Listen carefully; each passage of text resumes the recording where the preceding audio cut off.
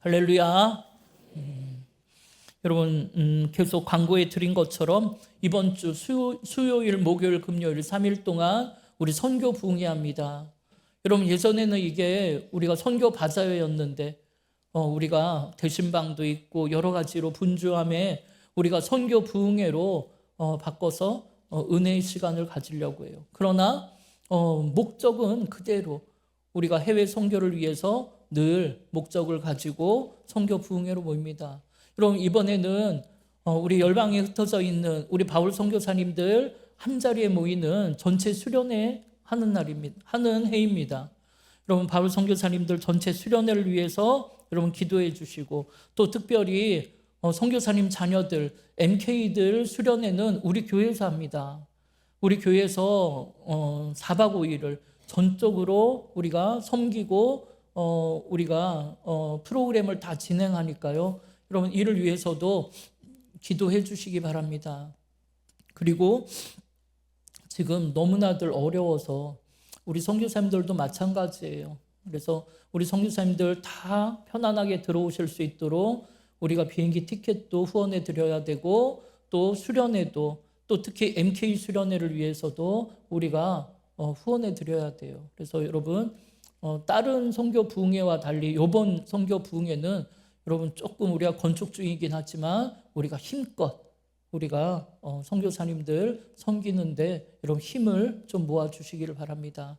그래서 우리 헌금 봉투 사용하셔서 우리 모두가 다 헌금에 참여해 주시고, 우리 선교사님들이 위로받고 치유받고 회복해서 또 사명의 복음 들고 열방으로 다시 나갈 수 있는 그런 은혜 수련회가 되기를 주님의 이름으로 축원합니다. 여러분, 오늘은 지난번에 이야기하다 말은 40일과 관련된 성경 이야기를 이어가고자 하는데요. 여러분, 성경의 40과 관련된 이야기들은 하나님의 뜻을 이루기 위해 준비하는 기간이거나 아니면 인생에 있어서 고통과 방황의 시간이라고 했습니다. 그런 의미에서 우리는 공생애를 시작하시기 전에 40일을 금식하며 준비하셨던 예수님에 대해서 살펴봤죠.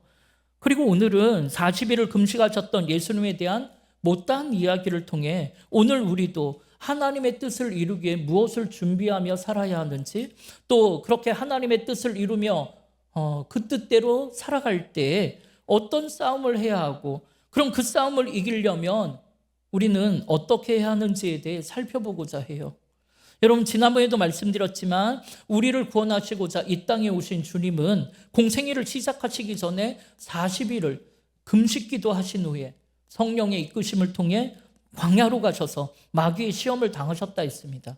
그러면서 성령이 예수님을 광야로 이끄신 것은 하나님만 바라보고 하나님만 의지할 수밖에 없는 광야의 축복으로 이끄신 것인데, 그러나 놀랍게도 그렇게 하나님만 바라보는 중에도 사탄은 역사하더라는 거예요.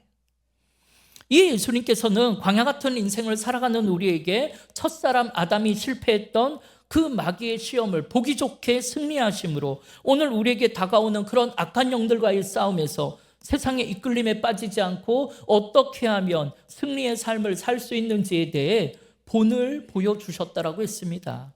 그럼 여러분, 예수님이 당한 시험은 무엇이고 예수님은 그 시험을 어떻게 이겨내셨습니까?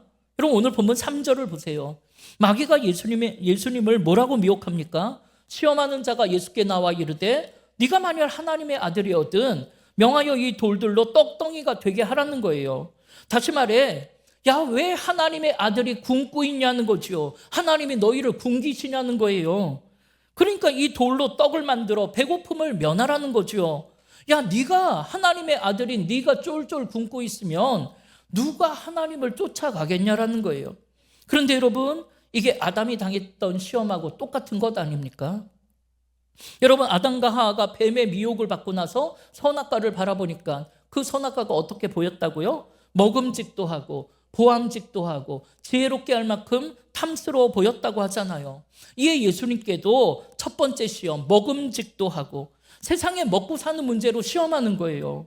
마찬가지로 오늘 우리가 하나님의 뜻을 이루기 위해 준비하거나 아니면 하나님의 뜻대로 살아가려고 막 애를 쓴다면 여러분, 우리가 당하는 시험도 대부분 이 먹고 사는 문제로 시험을 당할 때가 많다라는 거예요. 그러면 여러분, 왜 사탄은 하필이면 세상에 먹고 사는 문제로 예수님을 시험했을까요? 여러분, 그건 주님이 40일을 금식하고 줄이신 상태이기 때문에 그래요.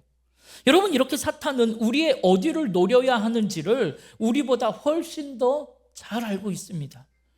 이에 먹고 사는 문제에 약한 사람은 먹고 사는 문제로, 돈에 약한 사람은 돈의 문제로, 학벌이 없어 주눅 들은 사람은 학벌의 문제로, 건강이 약한 사람은 건강의 문제로, 자녀에게 매달려 사는 사람은 자녀의 문제로 가장 정확한 타이밍에 우리를 공격해서 두렵게 만드는 거예요. 그래서 결국 낙심하게 하고 절망하게 해서 하나님을 떠나게 하는 게 그들의 목적인 거예요. 이에 사탄은 주님이 40일 금식하시고 육체적으로 가장 배고파 줄이셨을 때를 놓치지 않고 주님께 달려드는 거예요. 그럼 여러분, 사탄이 그렇게 세상에 먹고 사는 문제로 우리를 시험할 때 어떻게 하면 그 시험을 이겨낼 수 있습니까? 여러분, 주님은 어떻게 이기셨습니까?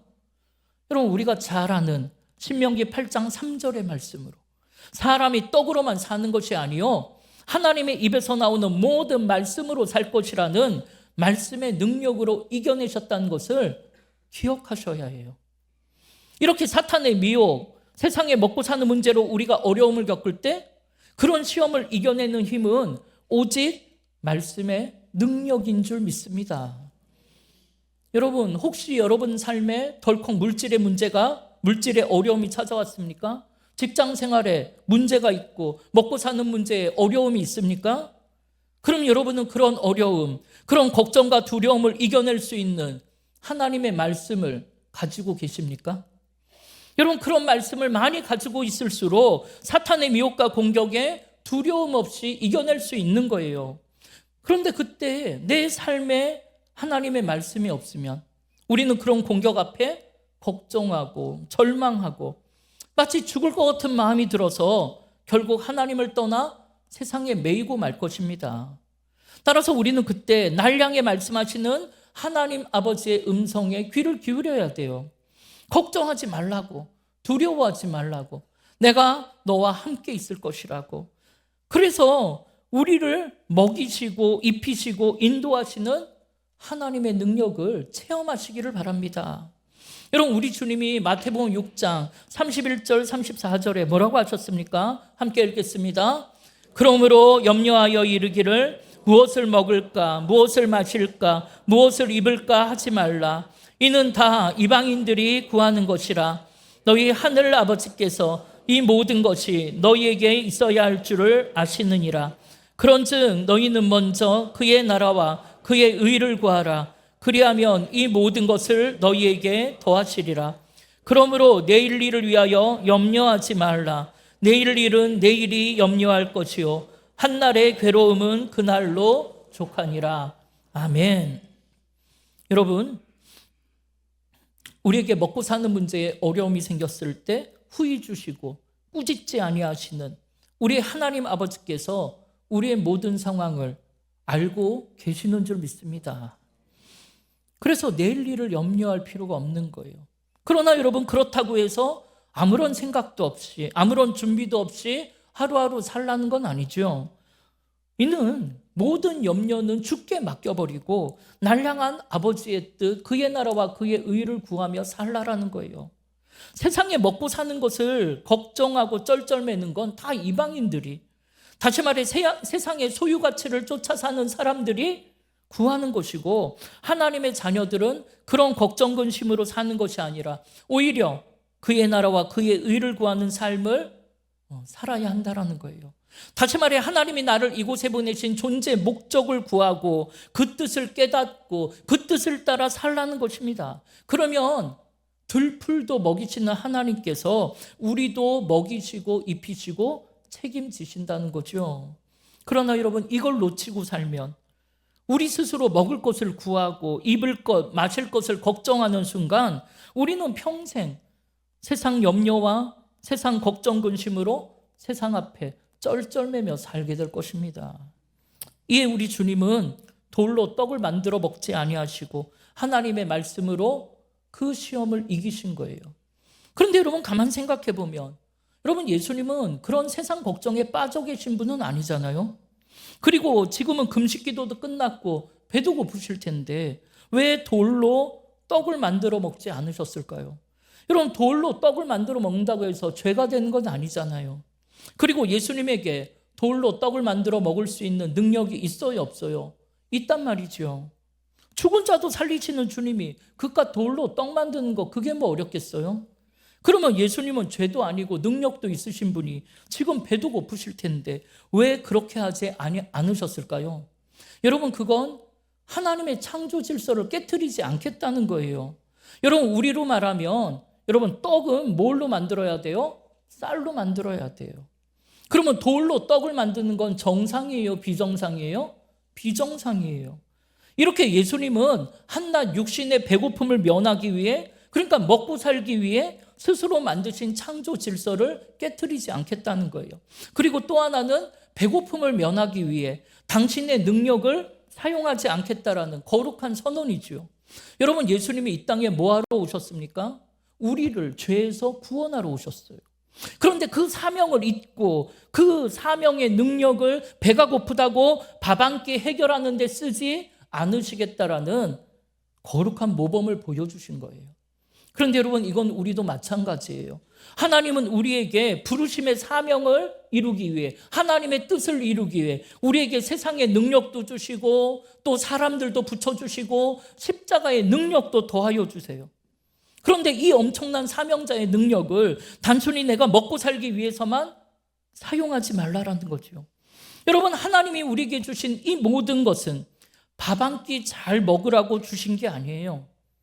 우리는 그 능력으로 내 삶의 밥 한 끼를 넘어서 죽어가는 생명을 살려야 하고 하나님 나라를 위해 사용할 필요가 있어요. 왜요? 우리의 관심은 이 땅에 있지 않기 때문이죠. 이에 우리는 배가 고프다고 해서 우리의 심령을, 우리의 배를 그깟 세상의 돌로 채울 수는 없다는 거예요. 그런데도 자꾸만 우리는 우리의 삶의 목적이 그저 세상에서 성공하는 것, 세상에서 배불리 먹고 사는 것, 자꾸만 그런 세상의 떡에만 관심을 두게 되면 비정상적인 방법, 그러니까 돌로 떡을 만들어서라도 지금의 먹고 사는 문제를 해결하고 싶은 욕구가, 그 욕망이 내 안에 일어나는 거예요. 그러나 하나님께서는 그런 어려운 상황을 통해서 먹어봐야 또 배고픈 그깟 세상의 떡, 마지막 날이면 다 놓고 갈 그런 세상, 그걸 바라보는 인생이 아니라 우리가 돌아갈 영원한 천국을 바라보며 사는 인생이 되게 하시려는 거예요. 이를 위해 하나님께서는 먹을 것 하나 없는 그 광야로 우리를 인도하셔서 거기에서 배고픔과 목마름의 훈련을 시키심으로 우리를 인도하시고 책임지시는 태바의 하나님을 경험하게 하시는 것입니다. 그런데 이런 하나님의 마음을 우리가 깨닫지 못하고 나를 지키시고 인도하시는 하나님을 체험하지 못한다면 악한 영들의 속삭임에 당할 수밖에 없는 거예요.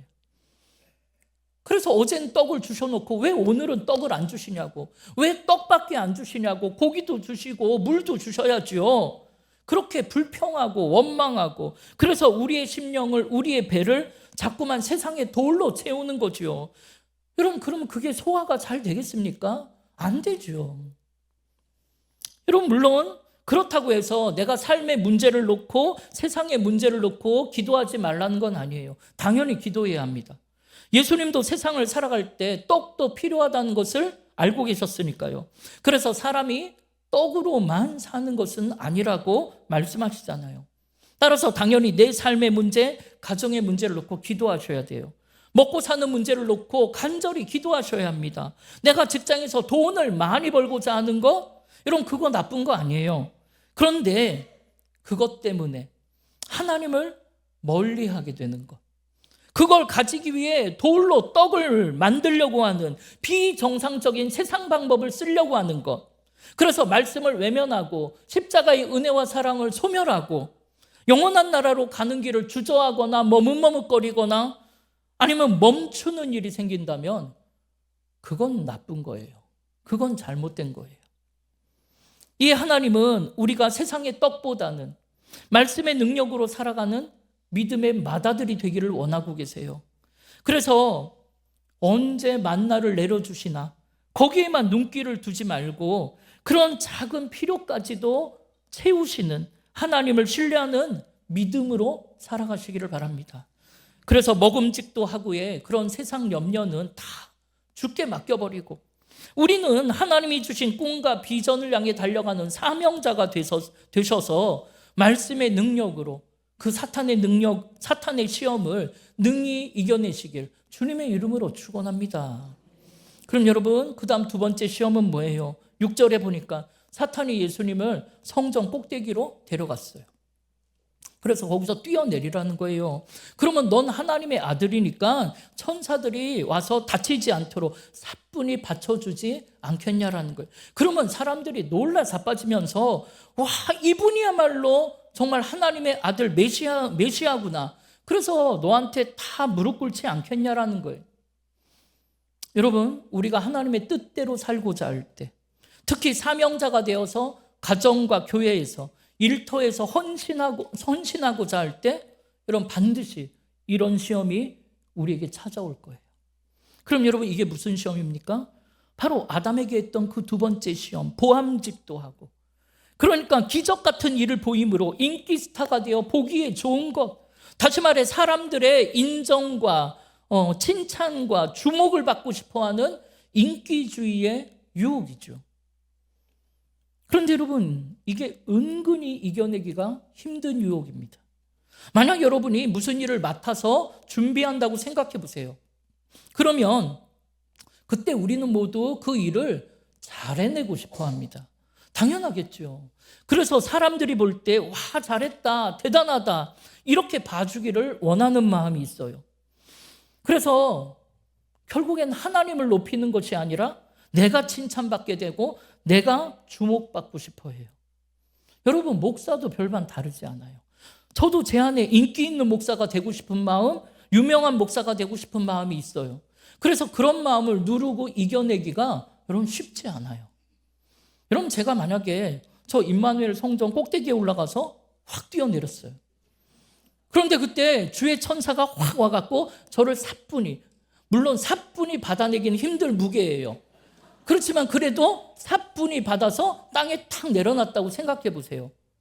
여러분, 그러면 여러분, 이건 세상에 이런 일이 나올 만한 일이죠. 아마 유튜브를 통해 전 세계 사람들한테 알려져 갖고 수많은 사람들이 우리 안디옥 교회를 찾아올 거예요. 왜요?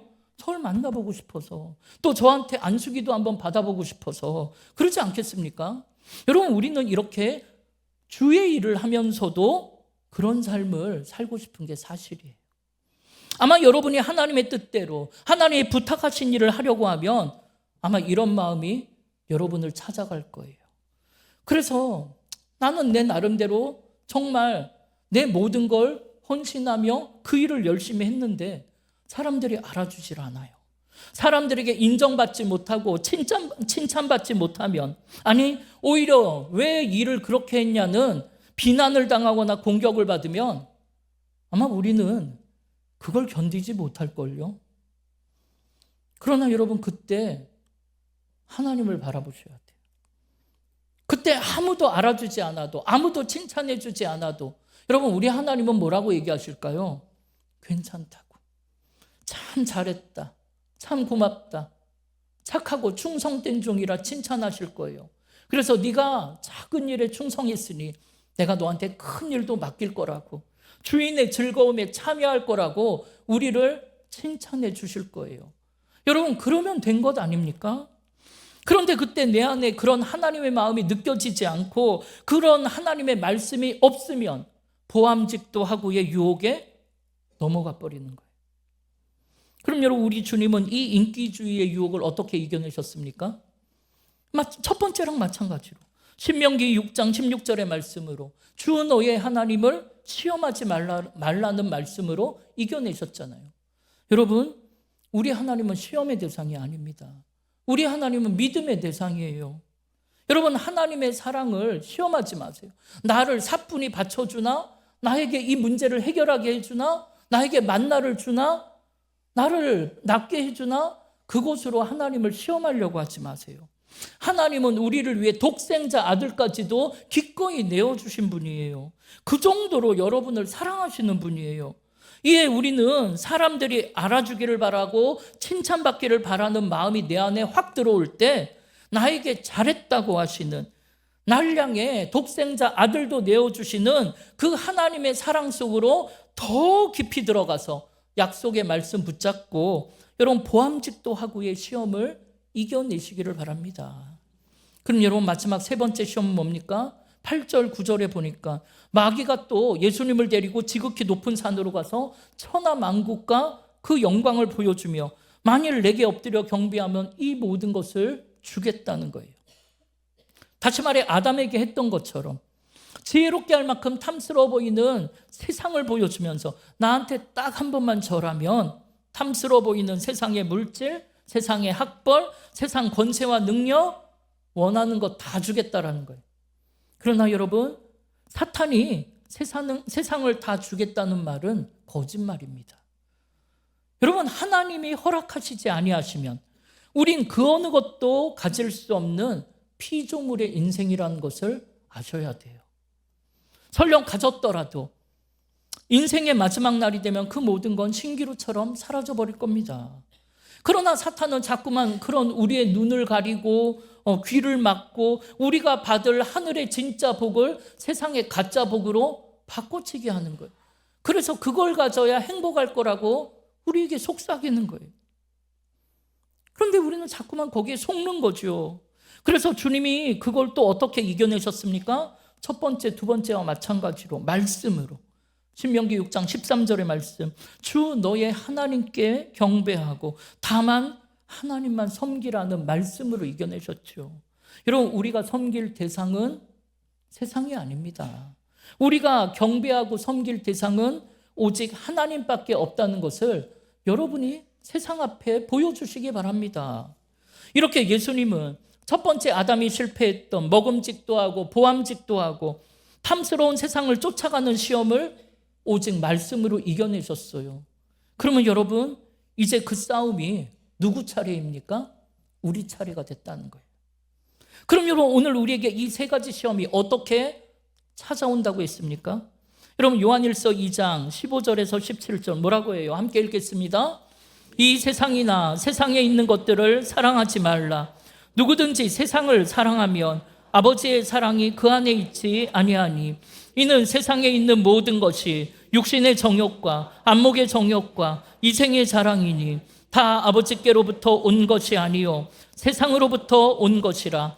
이 세상도 그 정욕도 지나가되 오직 하나님의 뜻을 행하는 자는 영원히 거하느니라. 아멘.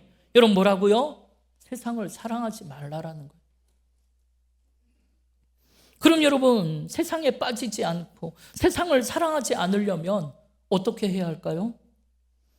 세상을 떠나 산속에 들어가 도 닦으며 살아야 하나요? 그렇지 않죠. 여러분, 세상을 사랑하지 않는 방법은 우리 주님을 더 뜨겁게 사랑하는 거예요. 여러분, 우리가 더욱 뜨겁게 주님을 사랑하게 되면 세상 속에 살고 있어도 세상을 사랑하지 않습니다. 그런데 예수님을 믿는다고 하면서 자꾸만 세상 재미에 빠져 산다면 그는 주님을 사랑하지 않는 사람이죠. 여러분, 우리도 생각해 보세요. 여러분, 예전에 연애하실 때 보면 사랑하는 사람과 결혼하기 위해서는 뭐든지 다 하겠다라고 대답했잖아요. 그래서 그 사람이 싫다고 하면 안 하려고 노력했고 결혼하면 교회도 나간다고 그렇게 약속했었잖아요. 마찬가지로 내가 정말 주님을 뜨겁게 사랑하면 사랑하는 주님이 싫어하신다는 것을 깨달으면 주님을 위해 주님이 싫어하는 세상에 물든 삶 딱 끊어낼 수 있어요. 그러므로 우리는 이것이 주님이 좋아하시는 것인지 주님이 싫어하시는 것인지 이걸 분별할 줄 알아야 돼요. 그럼 여러분, 주님이 싫어하시는 것이 무엇이랍니까? 바로 세상에 있는 것, 세상에 물든 것. 그러니까 육신의 정욕, 먹음직도 하고 안목의 정욕, 보암직도 하고 이생의 자랑, 탐스러운 세상의 것을 가지고 싶어서 쫓아가는 삶을 우리 주님은 싫어해요. 왜냐하면 이는 다 아버지께로부터 온 것이 아니요 마지막 날이면 다 놓고 갈 썩어질 세상으로부터 온 것이기 때문이랍니다. 그런데도 우리는 여전히 세상으로부터 온 육신의 정욕, 먹고 사는 문제에 매여 늘 그 세상 앞에 쩔쩔매며 살고 있고, 안목의 정욕, 사람들한테 인정받고 칭찬받고 인기를 얻고 싶고 높아지려고 하고 있고, 이생의 자랑, 내 자존심을 세우고자 세상의 성공, 세상의 자랑거리를 찾아 발버둥을 치며 살아가고 있더라는 거예요. 그러나 여러분, 그렇게 산다고 해서 절망하거나 두려워할 필요는 없어요. 왜요? 우리 예수님께서 어떻게 하면 그런 시험을 이길 수 있는지 승리의 비결을 직접 보여주셨기 때문이죠. 그럼 여러분, 무엇으로 그런 세상의 시험을 이길 수 있다고 합니까? 말씀의 능력으로. 오직 말씀의 능력. 그러니까 오늘 우리에게 중요한 것은 나에게 그 사탄의 시험을 이길 수 있는 하나님의 말씀이 있느냐 없느냐, 여러분 이건 너무나 중요한 거예요. 여러분 얘기를 해보면 누구에게나 풍랑은 한 번씩 있더라고요. 비바람 한 번 안 치는 인생이 어디 있어요. 그러나 중요한 거는 그럴 때 내 마음을, 내 믿음을 지켜낼 하나님의 말씀이 여러분에게 있냐는 거예요. 여러분은 그런 어려움을 당할 때 어떤 말씀으로 여러분은 그 어려움을 이겨내십니까? 여러분 먹음직도 하고 보암직도 하고 탐스러워 보이는 세상과 하나님 사이에서 내가 흔들릴 때, 머뭇머뭇거릴 때, 여러분 과감히 세상의 것을 포기하고 내려놓게 할 하나님의 말씀의 능력이 여러분에게 있냐라는 거예요. 여러분이 풍랑 가운데 혼자 내버려진 것처럼 외로움에 눈물 지으며 살아가고 있을 때 하나님이 여러분의 눈물을 닦아주시며 여러분의 위로자가 되시며 여러분의 손을 꽉 붙잡고 계시다는 걸 깨닫게 해줄 하나님의 말씀이 오늘 여러분에게 있냐는 거예요. 설령 여러분이 세상에 잘못된 길을 걸어가고 있을 때 여러분을 책망하고 여러분의 길을 막아서면서 다시 영원한 본향으로 걷게 해줄 하나님의 말씀이 오늘 여러분에게 있냐라는 거예요. 오늘 우리가 그런 말씀으로 우리의 심령이 가득 차야 하는 것입니다. 그런 말씀이 내 삶에 가득 차야 그 말씀 앞에 마귀는 무너지고 쫓겨나가고 일곱 길로 도망가게 되는 줄 믿습니다. 여러분 아까 요한일서 2장 17절에 뭐라고 해요? 이 세상도 그 정욕도 다 지나가되 오직 하나님의 뜻을 행하는 자만 영원히 거한다라는 거예요. 여러분 세상의 것은 결국에 다 사라져버릴 겁니다. 오직 하나님의 뜻을 행하는 자만 영원히 남게 될 거예요. 이렇게 마지막 날이 되면 세상의 것은 다 놓고 갈 것입니다. 아무리 손에 꽉 움켜쥐고 있어도 결국에는 빈손 들고 가는 거예요. 여러분 이 땅에서의 삶이 영원할 것처럼 느껴지지만 여러분 그렇지 않다는 걸 알잖아요. 그런데 그 끝이 10년 후일지 아니면 오늘일지 여러분 이건 아무도 장담할 수가 없죠. 오직 우리의 생사화복을 주관하시는 하나님만이 아시는 거죠. 그러므로 언제일지 모르는 이 나그네 인생길에 세상을 사랑하며 살아갔던 사람은 그날에 반드시 후회하게 될 거예요. 왜냐하면 마지막 날이 되면 세상의 것은 다 놓고 가고 가지고 갈 수 있는 것은 오직 하나, 믿음뿐이기 때문입니다. 여러분 우리는 이 예배가 끝나면 다시 세상으로 가정과 일터로 돌아가야 돼요. 이에 오늘 우리가 기억할 것은 세상은 우리가 마음을 주며 사랑할 대상이 아니라는 거예요. 이에 세상을 바라보는 눈을 새롭게 해야 합니다. 주님을 사랑하는 뜨거운 마음으로 세상을 바라보시기를 바랍니다.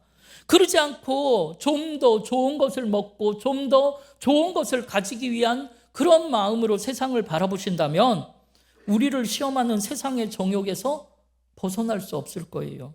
그러면 마음에 평강도 없고 기쁨도 없고 세상 앞에 쩔쩔매는 공허한 인생으로 전락하게 될 겁니다.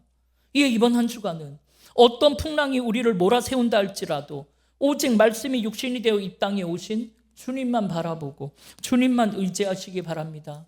그래서 믿음의 주여 나를 온전케 하시는 예수님의 말씀을 붙잡고 우리를 미혹하는 육신의 정욕, 안목의 정욕, 이생의 자랑에서 완전히 승리하는 한 주간 되시길 주님의 이름으로 축원합니다. 아멘.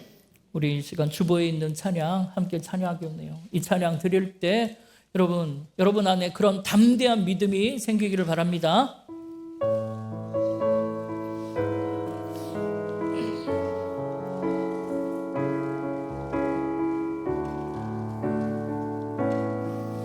우리 함께 고백하십시다. 피난처 되시는 주 예수, 피난처 되시는 주 예수, 영원한 승리의 왕. 주님의 얼굴을 구할 때 주의 빛. 우리 다시 한번 처음부터 고백합시다. 피난처 되시는 주 예수, 영원한 승리의 왕. 주님의 얼굴을 구할 때 주의 빛 비추시네. 전쟁은 주님께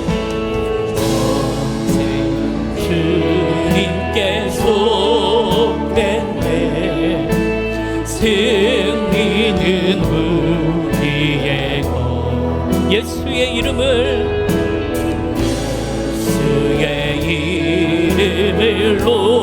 높이며 영원히 찬양하리. 아멘. 주님의 임재에 온 땅 흔들리고 우리 기도에 하늘 문 여시네. 온 민족과 열방 주께 경배해. 영원히 보좌. 우리 다시 한번 고백합니다. 주님의 임재에, 주님의 임재에 온 땅 흔들리고 우리 기도에 하늘 문 여시네. 온 민족과 열방 주께 경배해. 영원히 하나님 어린 양께. 여러분 아멘이십니까? 아멘. 여러분 승리는 우리에게 보장되어 있는 거예요. 지금 여러분은 무엇 때문에 걱정하십니까? 무엇 때문에 속상해하고 아파하십니까? 여러분 세상에 먹고 사는 문제 때문에 여러분 두려우십니까? 여러분 내가 그렇게 헌신했는데도 남편이 나를 알아주지도 않고 아내가 나를 인정해주지도 않고 사람들이 나를 칭찬해주지 않음에 여러분 섭섭해하고 여러분 속상해하고 시험 들어 계십니까? 여러분 세상에 자랑거리가 하나도 없어서 주눅들은 마음으로 한 발자국도 걸어가지 못하고 움츠려 계십니까? 여러분 그건 사탄이 주는 마음이잖아요. 그런데 하나님이 주는 마음은 괜찮다고, 할 수 있다, 하면 된다, 해보자라는 소망이잖아요. 그 믿음이잖아요. 여러분 주님이 여러분에게 힘을 주실 겁니다. 하나님 아버지께서 모든 것을 다 알고 계시다잖아요. 두려워할 필요가 없어요. 여러분 이 시간 기도하십시다. 하나님, 내가 세상의 싸움에서 하나님 절망 가운데 두려워할 때, 하나님 너무나 속상하고 아파할 때 믿음의 주여 날 온전케 하시는 예수를 바라보게 해달라고, 그 십자가의 은혜와 사랑으로 더 뜨겁게 들어가게 해달라고, 하나님 말씀의 능력으로 능히 이기고 하나님 멋지게 쓰임받는 인생 되게 해달라고, 우리 이 시간 주의 이름을 한번 부르며 합심으로 기도하겠습니다.